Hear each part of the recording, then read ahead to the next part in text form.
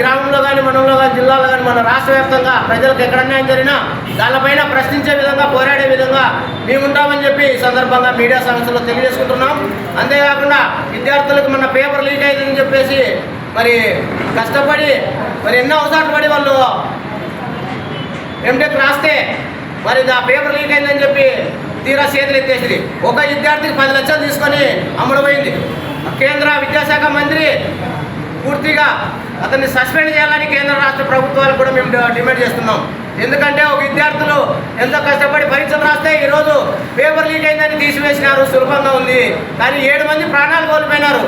ఈ ప్రాణాలు ఎవరు కట్టిస్తారు? ఒక్క ప్రాణం పోతే కూడా మనం తిరిగి తీసుకురాలేము. కాబట్టి ఇలాంటి ఘటనలు, ఇలాంటి సమస్యలపైన అధికారులు తక్షణమే చర్యలు తీసుకోవాలి. మరి ఎమ్మెల్యేలు, ఎంపీలు, మంత్రులు ఏం చేస్తున్నారు? ఈరోజు ప్రధానమంత్రి ఏం చేస్తున్నారు? మరి విద్యార్థుల కోసము మీరు నిలబడరా? 5 ఏళ్ళకి ఒకసారి ఓట్లు అడిగేకి మాత్రమే వస్తారా? మరి ప్రజా సమస్యలు ఎందుకు పట్టించుకోలేరు? మీరు ఎందుకున్నారు? 5 ఏళ్ళకి ఒకసారి ఓట్లు అడిగేదానికి ఎందుకు వస్తారు? మీకు అర్హత లేదని కూడా ఈ సందర్భంగా తెలియజేసుకుంటున్నాం. రామప్ప నాయక్ గారు మరి ప్రజల వద్దకే పాలన అని చెప్పి మంచి కార్యక్రమం, ఇలాంటి కార్యక్రమాన్ని ప్రోత్సహిస్తాం. మేము కూడా మరి మద్దతుగా ఉండి పోరాడతామని కూడా ఈ సందర్భంగా తెలియజేసుకుంటున్నాం. జై హింద్, జై భారత్.